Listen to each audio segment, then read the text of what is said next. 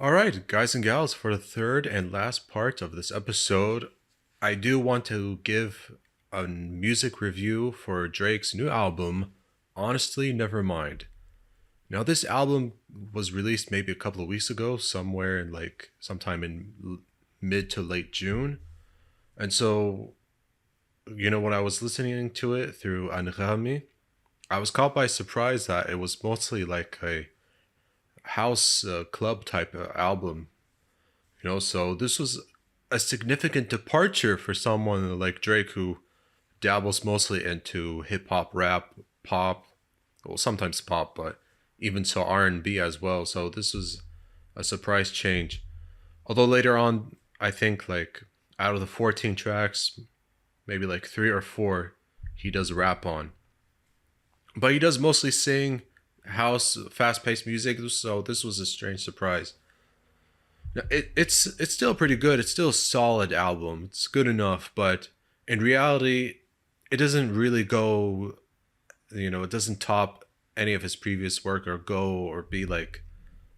It's not as good as anything he's done really before. It's still somewhat above average, but I mean, there's.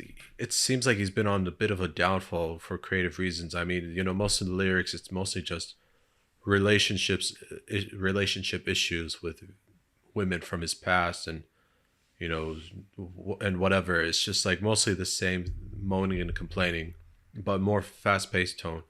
There's still some standout tracks. I mean, me personally, I like Tex Go Green song. I like Currents and a Keeper is pretty good. I wasn't a fan of Sticky. Massive is a very good one. Massive is a single anyway on radio stations. Flight's Book is still pretty good. It does close out with Jimmy Crooks, which is a more of a rap song with 21 Savage. But it's mostly all right. Vocals aren't too bad. I didn't like how the vocals were changed for liability for some reason. You could tell that's kind of more slowed down.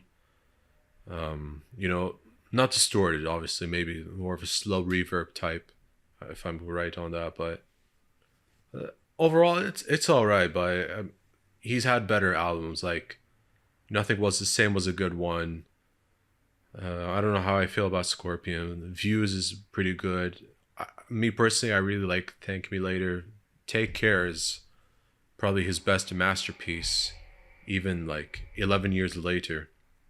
Nearly 11 years later, so that's still very good. While honestly Nevermind isn't a bad album, it's not really like one of his best or like one of his top tier albums. I will say one thing, it's certainly easy to listen to and just much better flow than like something with Certified Lover Boy. Me personally, I just like I didn't even go through the Certified Lover Boy halfway through, but or at least not yet, but like just listening to it the other day, just going back in comparison, I just wasn't a fan of it. I didn't really like so much of it. I just couldn't handle too much of it. It just sounded like, I don't know. I really couldn't really tolerate so much of it, you know? And you know what even bothered me, especially like, yes, I should finish and listen to that album, but even the cover album of Certified Lover Boy wasn't so great. But uh, if you haven't listened to Honestly Nevermind, go ahead. But just be aware it's not going to be something familiar from before. Again, it is a significant departure from the kind of music Drake has done before, but I think maybe that's why, because a talent like him, like when there's a single, there's always so much significant hype that